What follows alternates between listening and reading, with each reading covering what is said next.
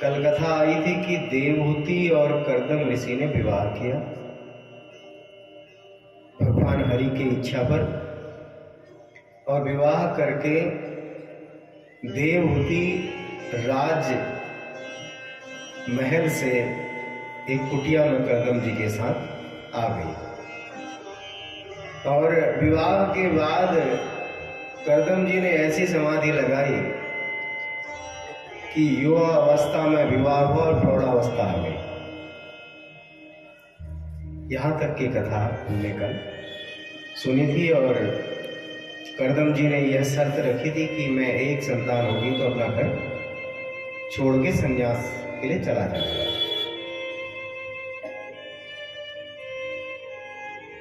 तो जब दीर्घ तपस्या, इतना लंबा समय निकल गया, नववधू आई थी और प्रौढ़ हो गई, एक रत्ती आवाज कभी नहीं उठाई, महाराज जो साड़ी पहले दिन पहनी थी वही चल रही है, वो तो समाधि में है। प्रतिदिन उनकी सेवा करना, समाधि में जो आवश्यकताएं पड़ती है उनको पूर्ण करना, अपने एक एक कर्तव्य का निर्वहन किया। कर्दम जी की तपस्या में जो भी सिद्धियां मिली, जो भी सफलता मिली, उसमें बराबर की भागीदार थी। देवहूति ने अपना पूरा जीवन, अपनी उम्र, अपना यौवन बलिदान दे दिया सिर्फ सेवा करने में। जब समाधि खुली तो कर्दम जी को बड़ा बुरा लगा। लोक व्यवहार में जो सांसारिक रीतियां हैं उनका तो मैंने अनुपालन किया ही नहीं। देखो कितनी साध्वी है, सच कहा था महाराज मनु ने। तो इनकी इच्छा पूर्ण करने के लिए, उनकी इच्छा को समझते हुए कर्दम जी ने तपस्या में कई सिद्धियां प्राप्त की थी। एक विमान रचा, ऐसा विमान जिसमें सारी दुनिया की सारी सुख सुविधाएं उपलब्ध थी, पृथक पृथक कक्ष, और जहां आप जाना चाहते हैं वहां जा सकते हैं। अब घर तो बहुत बढ़िया बना दिया रहने के लिए, ऐसा बनाना है जैसे विवाह के समय लेके आए हैं, ऐसी सुविधा देना चाहते हैं कर्दम। नजर पड़ी देवहूति की अपने कपड़ों की ओर, कपड़े तो वही पुराने हैं। सेवा करते करते इतना समय भी नहीं मिल पाता कि नहा पाए एक टाइम। सोच सकते हैं, शरीर में मैल की गांठें जम गई। यानी कि अपना कुछ होश नहीं है, एकमात्र उनकी समाधि भंग ना हो एक पल भी। क्या निद्रा, क्या भोजन, क्या वस्त्र, क्या शरीर, किसी का ध्यान नहीं। तुरंत समझ गए कर्दम जी। उन्होंने कहा कि हे देवी, इस सरोवर में स्नान करो। जैसे ही उस सरोवर में देवहूति माता ने प्रवेश किया तो दिव्य चमत्कार हुआ और उनका पूरा स्वरूप ही बदल गया। वहां देखते हैं कि 1000 युवतियां उसके अंदर, महल के अंदर विराजमान है, उसके भीतर, जो उनके श्रृंगार करने के लिए सेवा में उपस्थित है। कर्दम जी ने अपना पूरा जीवन समर्पित किया तपस्या को, इसलिए 8 सिद्धियां उनके पास आ गई। हमारे कुछ प्रयोग कर लो, सभी सिद्धियों में वो पारंगत हो गए। और उन्हीं सिद्धियों के कारण वो सेविका है, सारी देवहूति की सेवा करने लगी। और शरीर ऐसा हो गया जैसे बिल्कुल नौजवान 16 वर्ष की युवती का होता है। और दीर्घ समय तक जो अभिलाषाएं एक विवाहित स्त्री की होती हैं, उन्होंने उनका ध्यान रखा और कई वर्षों तक उस विमान में विहार किया। विश्व के तीनों लोगों को में इधर भ्रमण करते रहे। तो कुछ समय बीता, उनकी 9 कन्याएं हुई। कर्दम जी ने अपने शरीर के 9 अंशों को विभाजित करके 9 कन्याओं को उत्पन्न किया। इतनी महान ये कन्याएं हैं, बड़े बड़े ऋषि मुनियाँ इनकी संतानों में अब आप देखेंगे सबसे बड़ी जो कन्या थी उसका नाम कला, फिर अनुसुया माता का नाम आपने सुना होगा, श्रद्धा, हविर्भू, गति, क्रिया, ख्याति, अरुंधति और शांति। ये 9 कन्याएं जब हुई, होते ही कर्दम ऋषि को याद आई कि भाई मैंने तो प्रतिज्ञा की थी जैसी संतान होगी मैं सब छोड़ के चला जाऊंगा। वो जाने को तैयार हुए तो देवहूति माता आई, हाथ जोड़ के प्रार्थना की, ऐसा नहीं कि आप मत जाओ, आपने प्रतिज्ञा की है, आप जा सकते हैं, बस मेरा एक प्रश्न है। संन्यास धर्म में आप जैसा पति पाके मैं संसार में उलझी रही तो ये तो मेरे लिए भी धिक्कार है। ज्ञान लेके मुझे अपना जीवन पथ परलोक सुधारना था, लेकिन लोकाचार के कारण मैं एक प्रश्न पूछती हूँ, आपने 9 कन्याएं हमारे घर में हैं, आप छोड़ के घर जाएंगे, इन कन्याओं के विवाह की जिम्मेदारी किसकी होगी? क्या मैं कर पाऊंगी इस भूमिका को पूरा? अपने लिए कहा और ये नहीं कहा कि आपकी भी जिम्मेदारी है इन कन्याओं का विवाह करना।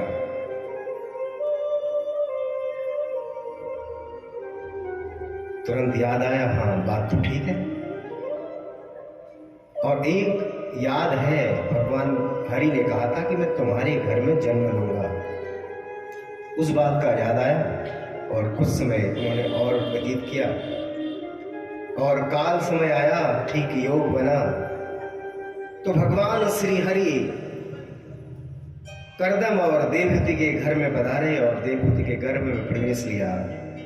और जिस समय जन्म हुआ तो सारे देवी देवता उस स्थान पर आ गए। और कपिल जी महाराज की यहाँ पर हुआ कपिल मुनि अवतार।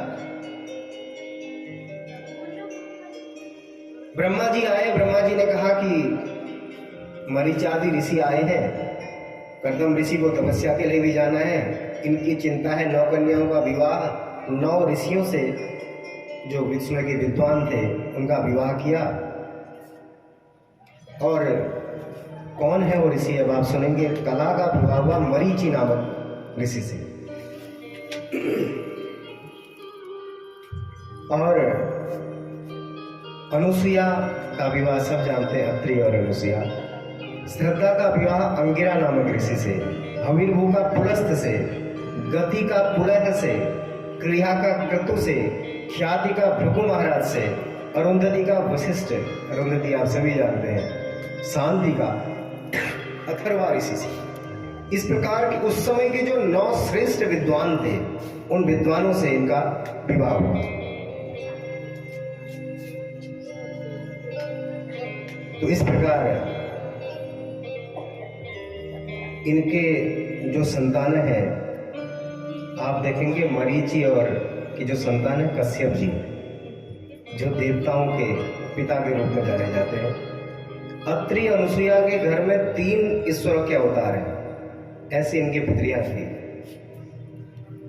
ब्रह्मा जी के अवतार चंद्रमा इनके घर में पैदा हुए। भगवान भोले बाबा के अवतार दुर्वासा भी इन्हीं के पुत्र हैं।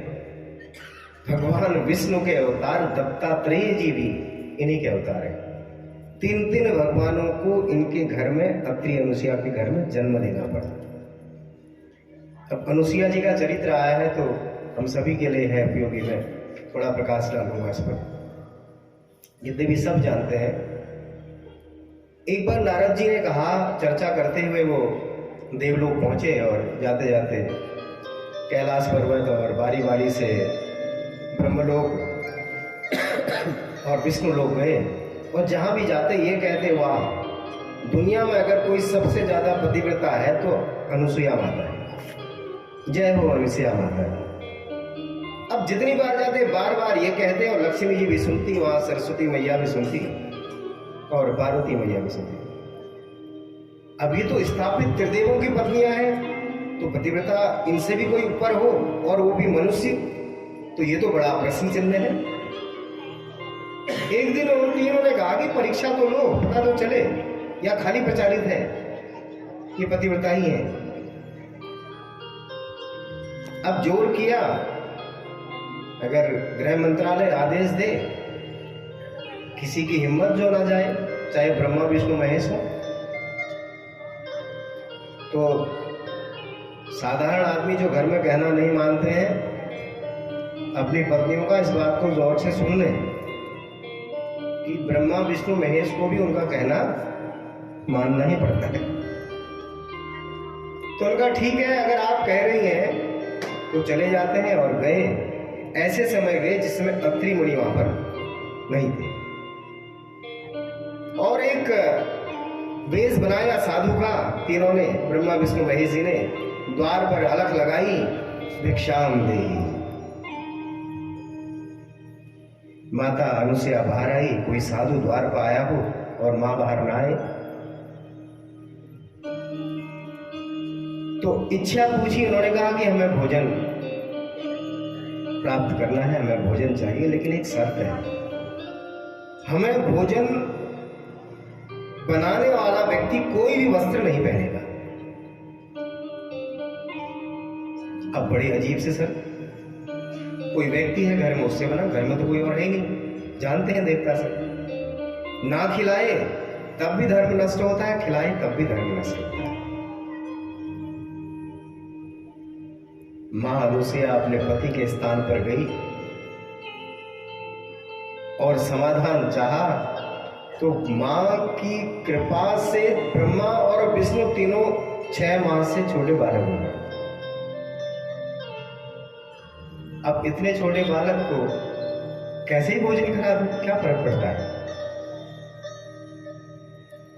तीनों ब्रह्मा विष्णु महेश संसार के पालन करता, संसार के रचना करता, संसार के संहार करता बच्चे बन के वहां आ गए।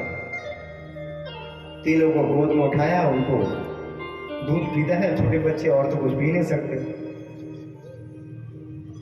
अब अत्रि जी भी आए, उन्होंने देखा अच्छा 3 बच्चे आ गए, बहुत ही अच्छी बात है। अब कई दिन हो गए जब देवलोक में नहीं पहुंचे ब्रह्मा विष्णु महेश, तीनों को चिंता हुई, देखे तो सही। आके देखा तो वहां तो है ही नहीं, दोनों बच्चे बने पड़े। किसी भी नारद जी आई, भाई क्या चिंता है तो आपको? बोले तो उनको तो गई, माता की शरण में जाओ, हाथ जोड़ लिए, आप हैं पतिव्रता, बता दीजिए इनमें पति कौन है? छांट लो, तीनों तो एक से देखते हैं। अब छोटे बच्चों में क्या पता चलेगा? ले जाओ अपने पति को खुद में।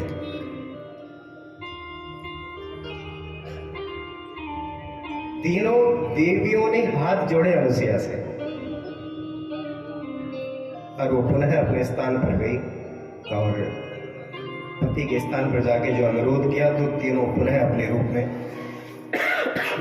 लौट गए।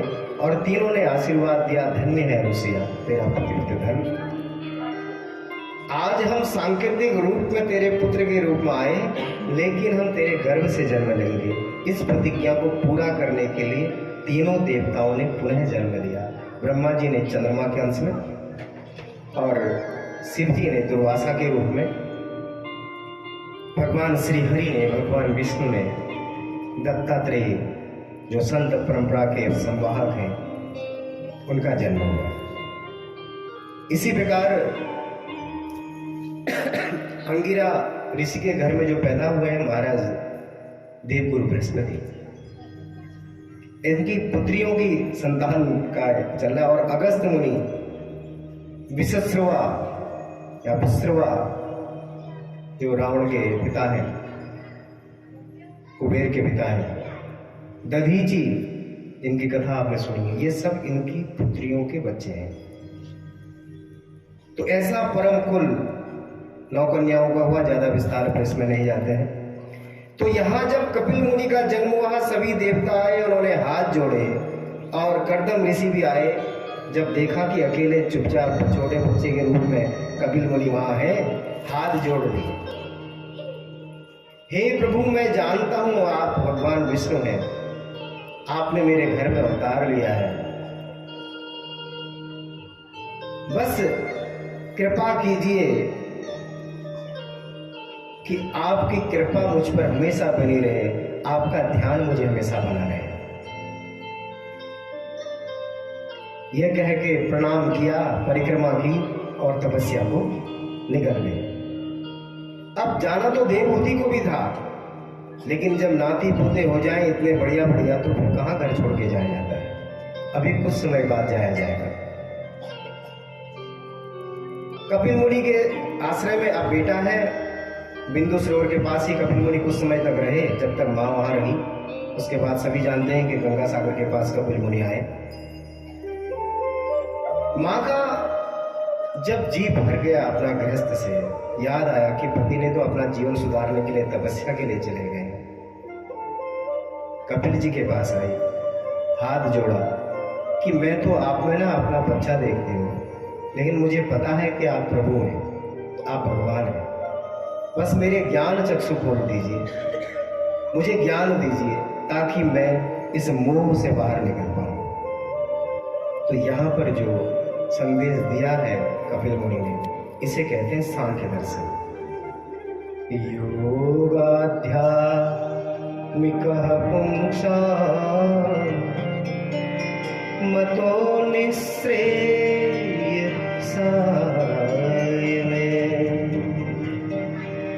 अत्यंतो परतिर्यत्र दुःखस्य च सुखस्य च। अपनी माँ को ज्ञान देते हुए कहा, हे माँ, जीवन की निवृत्ति का मार्ग एक ही है, वह है आध्यात्मिक योग। यदि आध्यात्मिक योग की ओर जाया जाए तो मनुष्य का कल्याण संसार के बाहर नहीं है मां, उसके अंतर निहित है।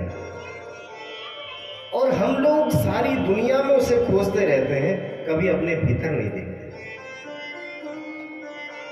श्रीमद् भगवद गीता में एक श्लोक आता है, आत्मानं सर्वभूतेषु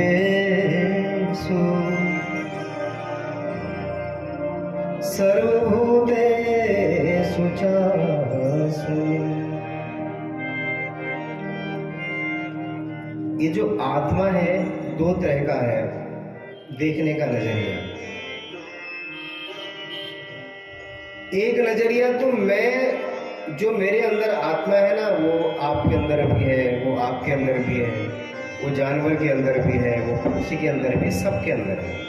अपनी आत्मा के अंतर की आत्मा को बाहर देखना, आउटगोइंग सिस्टम, बाहर की ओर ले जाना अपने अंतर को।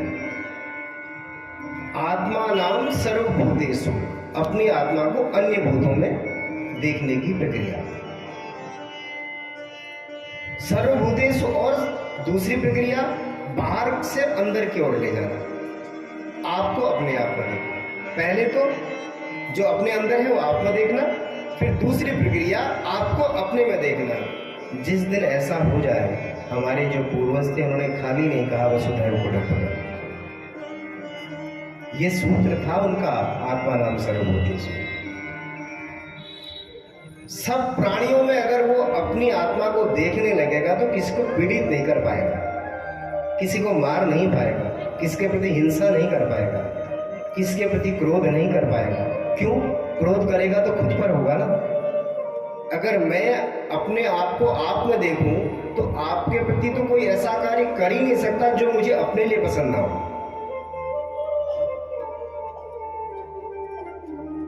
तो हे मां, बाहर नहीं खोजना है दुनिया को, अपने अंदर नहीं है।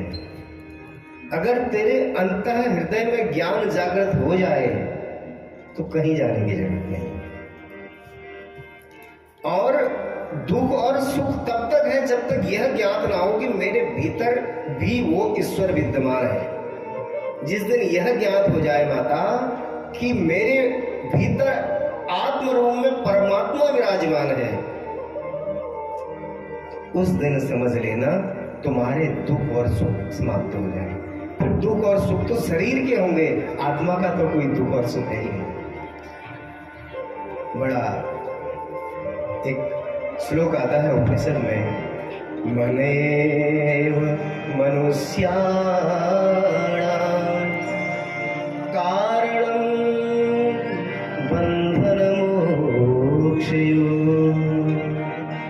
बताया।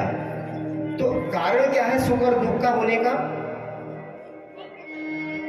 मां, ये सारा कारण ना मन है। मन जैसा मानता है हमारी बुद्धि वैसे ही मानने लगती है। होना यह चाहिए कि जैसी बुद्धि चाहे वैसा मन करे, लेकिन होता ऐसा नहीं है। जैसा मन चाहता है वैसा बुद्धि करती है। कठोपनिषद का एक श्लोक है, आत्मानं रथिनं विद्धि शरीरं रथमेव तु बुद्धिं सारथिं विद्धि मनः प्रग्रमेव च।